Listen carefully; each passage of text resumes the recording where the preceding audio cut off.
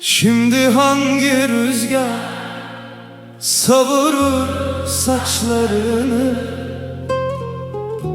Kime saklarsın o sessiz bakışlarını?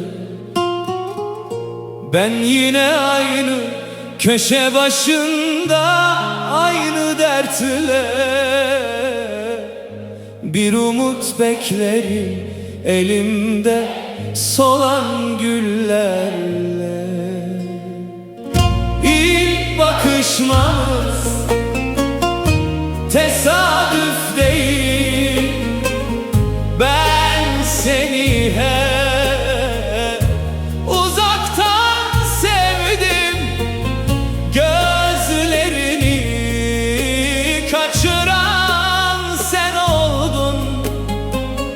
Gözleri aynı yerde kalan